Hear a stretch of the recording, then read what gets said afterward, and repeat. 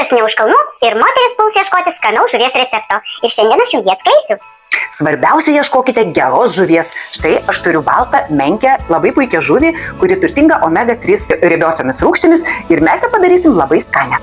Porcijai žmogui imkite delno dydžio žuvies gabaliuką. Jeigu gramais, tai apie 130 gramų. Ir žuviai gaminsime plutelę. Taigi žuvies pluteliai mes pasirinksime česnakėlius aštrumui, prieskonius, žolelės rinkitės pagal savo norą. Čia yra mano čiobreliai, rozmarinas, raudonėlis, druska, pipirai. Toliau riešutai. Migdolo riešutus rekomenduoju nuplauti ir padžiovinti orkaitėje arba gruzdintuvėje ir trupučiuką kietojo sūrio. Čia yra salieras, 3 žmonėm maždaug. Žmogui pusę morkos. Pašlakstysime žuvį citrina, o šalia pateiksime garintas daržovės. Gali būti kalafioras, gali būti brokolis, gali būti briustelio kopūstėliai. Štai tik tiek tai reikia skaniai gardžiai žuvytei.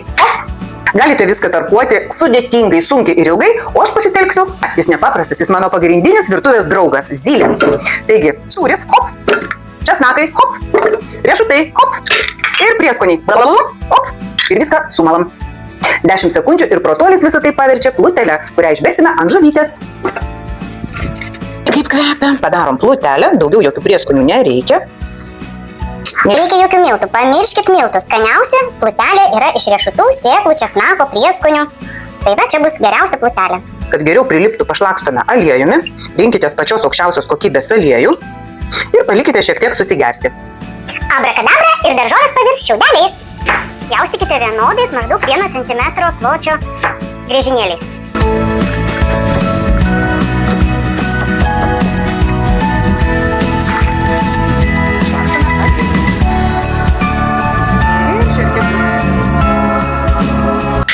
Morką pjaustom griežinėliais.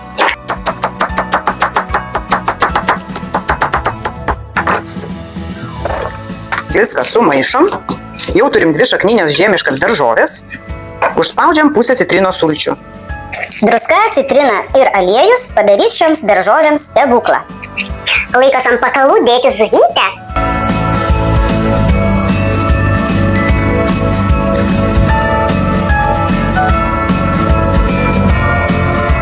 Jei pasirinksite tokį indą, su kuriuo galite serviruoti ant stalo, tai su juo ir serviruokite. Bet prieš kišant į orkaitę dar kartą pagardinkite viską geru aliejumi.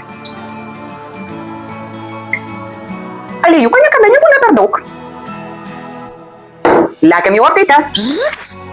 Jeigu norite per šventės neapsivalgyti, neapsunkti, nesakyti, oi, plus 2-3 kg pašvenčių, rinkitės teisingus garnyrus. Mažiau duonos, mažiau bulvių, mažiau visokių sunkių patiekalų. Taigi, garnyrui mes pasirinkome kalafiorą, kurį trumpai pagarinsime. Štai kol kepa mūsų žuvytė, einam serviruoti stalą, o gal puoštis, ruoštis, nagus lakuotis. Taigi, imam puodą, užkaičiam ir 3-4 minutėm į verdantį vandenį sumesime kalafioro žiedynus. Šiek tiek galima pasmulkinti, arba palikti tokius stambius. Tai priklauso nuo jūsų norų ir fantazijos.